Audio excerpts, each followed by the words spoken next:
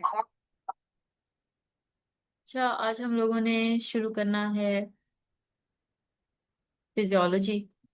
Physiology का जो है हम लोग इंट्रोडक्शन देखते हैं कि फिजियोलॉजी क्या होती है। हम लोगों ने जब एनाटमी पढ़ी थी हम लोगों ने कहा था कि एनाटमी जनरल टर्मिनोलॉजी में हमने कहा था कि हम लोग किसी भी चीज़ का स्ट्रक्चर जब पढ़ते हैं उसको हम एनाटमी कहते हैं, स्ट्रक्चर। फिर जब ह्यूमन एनाटमी की हम बात करते थे तो ह्यूमन एनाटमी में हम ह्यूमन बॉडी का स्ट्रक्चर पढ़ते थे। प्लांट एनाटमी में हम प्लांट का स्ट्रक्चर पढ़ते थे। तो अब अगर हम लोग फिजियोलॉजी की बात करें तो फिजियोलॉजी के अंदर हम लोगों ने एनाटमी में स्ट्रक्चर पढ़ा था, हम फिजियोलॉजी के अंदर उसका फंक्शन पढ़ेंगे।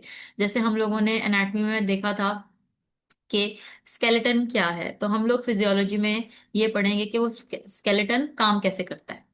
हम लोगों ने एनाटमी में पढ़ा था कि डाइजेस्टिव सिस्टम क्या है, हमारा निज़ाम निज़ाम हमारी बॉडी के अंदर हमारा डाइजेस्टिव सिस्टम कैसे बना हुआ है। हमारा माउथ, उसके बाद हमारी elementary canal, then stomach, intestines, किस तरीके से हम फूड अपने माउथ के अंदर लेके जाते हैं, वो डाइजेस्ट होती है, टूटती है, उसके अंदर गैस्ट्रिक जूसेस जो है मिक्स होते हैं, और वो किस तरीके से जो है वो डाइजेस्ट होके अनडाइजेस्टेड फूड बॉडी से बाहर निकल जाता है। तो ऊपर हम लोगों ने स्ट्रक्चर पढ़ा था कि बनी कैसे हुई है। फिजियोलॉजी में हम ये पढ़ेंगे कि फूड डाइजेस्ट कैसे होती है। रेस्पिरेटरी सिस्टम में हम लोगों ने स्ट्रक्चर पढ़ा था कि हमारा जो रेस्पिरेटरी सिस्टम है, सांस लेने का जो हमारी बॉडी ने, कुदरत ने हमारे अंदर सिस्टम बनाया हुआ है वो है कैसा, जिसमें हम लोगों ने पढ़ा था कि ब्रोंकाई, ब्रोंक्यूल्स, एल्वुलाई, सारा स्ट्रक्चर हम लोगों ने पढ़ लिया था। लेकिन इसमें हम लोगों ने अब रेस्पिरेटरी सिस्टम की फिजियोलॉजी के अंदर हम लोग पढ़ेंगे कि फंक्शन कैसे होता है, किस तरीके से ऑक्सीजन बॉडी के अंदर आती है और कार्बन डाइऑक्साइड का और ऑक्सीजन का एक्सचेंज होता है, कार्बन डाइऑक्साइड बॉडी से बाहर जाती है। किस तरीके से जो है कोई कोई प्रेशर होता है क्या, कोई पार्शियल प्रेशर होता है जिसकी वजह से ये तबादला होता है, और अगर ना हो तो क्या मसला होगा। और इसके अलावा कुछ लंग कैपेसिटीज हैं, कितनी हवा अंदर आ सकती है, कितना एयर अंदर आ सकती है, कितनी बाहर जा सकती है, प्रेशर से हम कितनी एयर अंदर इनहेल कर सकते हैं, प्रेशर से हम कितनी एक्सहेल कर सकते हैं। तो ये कुछ हम लोगों ने फिजियोलॉजी के अंदर चीजें देखनी है। हमने यूरिनरी सिस्टम का एनाटमी हम लोगों ने स्ट्रक्चर जस्ट पढ़ लिया था। हम लोगों ने यूरिनरी सिस्टम में कि यूरिनरी सिस्टम काम किस तरीके से करता है, यूरिनरी सिस्टम जो है इसमें फंक्शन किस तरीके से किडनीज काम करेंगी। हम लोगों ने पहले जस्ट ये पढ़ा कि किडनी कैसे बनी हुई है, कॉर्टेक्स है, मेडुला है, यूरिटर है, ब्लैडर है। हम लोगों ने बस इसकी कितना डायामीटर होता है, कितना वेट होता है, ये चीजें पढ़ी हैं। फिजियोलॉजी के अंदर हम लोगों ने ये देखना है कि अच्छा इसने काम कैसे करना है, डाइल्यूटेड यूरिन कैसे बनता है, कंसंट्रेटेड यूरिन कैसे बनता है, क्या ये हार्मोनल होता है, आप अपनी मर्जी से यूरिन प्रोड्यूस कर सकते हो, या मतलब ये वॉलंटरी एक्शन है या इनवॉलंटरी एक्शन है।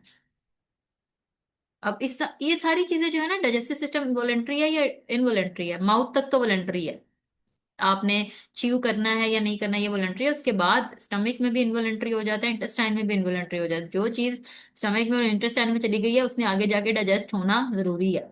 रेस्पिरेटरी सिस्टम भी आपका इनवॉलंटरी है, आपने सांस लेना आपका जो है वो इनवॉलंटरी, आपकी बॉडी ने ये करना ही है, आप जितना मर्जी जो है उसको रोकने की कोशिश कर लो, ये आपका इनवॉलंटरी एक्शन है।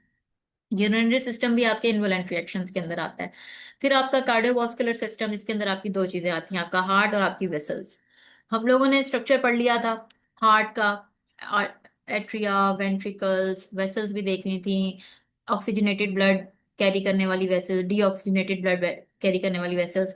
अब हम लोग हार्ट पंप कैसे करता है, एट्रिया और वेंट्रिकल के अंदर जो वॉल्स हैं वो किस तरीके से काम करते हैं, कार्डियक साइकिल क्या होती है, ईसीजी क्या होती है, पल्स क्या होती है, हार्ट साउंड्स क्या होती हैं। तो ये सारी चीजें हम लोगों ने कंप्लीट हार्ट जो है फिजियोलॉजी हम लोगों ने इसमें देखनी है। उसके अलावा फिर reproductive system, male reproductive system, female reproductive system, ये जो है इसमें हम लोगों ने ये भी देखना है। इसमें थोड़ा सा इन्होंने नर्व, हमारे नर्वस सिस्टम से रिलेटेड थोड़ा सा इन्होंने न्यूरॉन्स के बारे में बताया हुआ है। इसमें इन्होंने हमारा सबसे पहले जनरल इन्होंने नर्वस सिस्टम बताया कि जिसमें स्पाइनल कॉर्ड और ब्रेन का थोड़ा सा इन्होंने फिजियोलॉजी बताई है।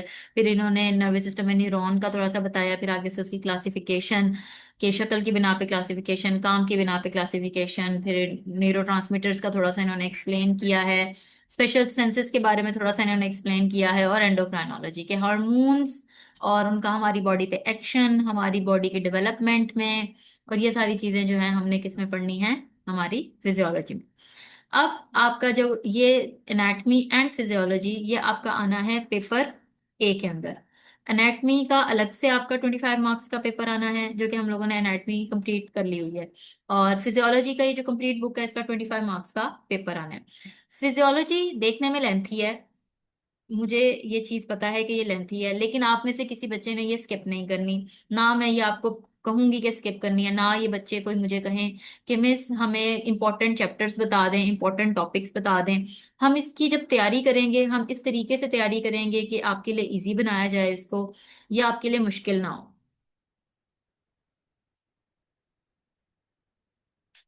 फिजियोलॉजी जो है, यहाँ पे सबसे पहले एनाटमी और फिजियोलॉजी ब्रांचेस हैं बायोलॉजी की। और एनाटमी के अंदर हम बॉडी स्ट्रक्चर पढ़ते हैं,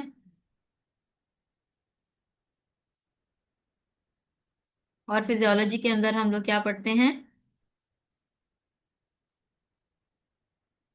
बॉडी फंक्शन। इसको आप अंडरलाइन कर लें, इन लाइंस को आप अंडरलाइन कर लें। अब फिजियोलॉजी की जब हम बात करते हैं, तो फिजियोलॉजी के अंदर अब आपने ये चीज अंडरलाइन करनी है, ये बहुत इंपॉर्टेंट है। ये आपको पास पेपर्स के अंदर एमसीक्यूज भी आया हुआ है कि फिजियोलॉजी जो है वो ग्रीक जुबान का लफ्ज है, दो वर्ड से मिलके बना है, फिजिक्स और लॉजी। लॉजी का मतलब होता है स्टडी, और फिजिक्स का मतलब होता है नेचर, मतलब नेचर की स्टडी। और इसमें जो है फिजियोलॉजिस्ट जो होते हैं, वो क्या चीज को अटेम्प्ट करते हैं, कि किस चीज को समझने की कोशिश करते हैं, वो नेचर को समझने की कोशिश करते हैं कि हमारी नेचर ने किस तरीके से जो है हमारी बॉडी बनाई है, और हमारी बॉडी के ऑर्गन्स किस तरीके से बने हुए हैं, किस तरीके से मैकेनिज्म्स बने हुए हैं, किस तरीके से हमारी बॉडी काम करती है, और नॉर्मल सिचुएशंस में कैसे काम करती है, अब नॉर्मली कैसे काम करती है, सर्वाइवल सिचुएशंस में किस तरीके से काम करती है, ऑर्गन्स आपस में किस तरीके से रेगुलेटेड हैं, आपस में किस तरीके से कनेक्टेड हैं, और रेगुलेटरी मैकेनिज्म्स कैसे हैं। तो ये सारी चीजें जो हैं, ये इस डिसिप्लिन के अंदर पढ़े जाते हैं। इसके अलावा फिजियोलॉजी, ह्यूमन फिजियोलॉजी के अंदर हम लोग ये ह्यूमन के बारे में सारा पढ़ते हैं। इसके अलावा और भी फिजियोलॉजी होती है। प्लांट फिजियोलॉजी के अंदर हम लोग प्लांट की ये डिटेल पढ़ेंगे। और मॉलिक्यूलर फिजियोलॉजी और सेलुलर फिजियोलॉजी के अंदर हम लोग मॉलिक्यूलर लेवल पे जाके जो है ये स्टडी करेंगे। सेलुलर फिजियोलॉजी के ऊपर में हम सेलुलर लेवल पे जाके हम ये स्टडी करेंगे।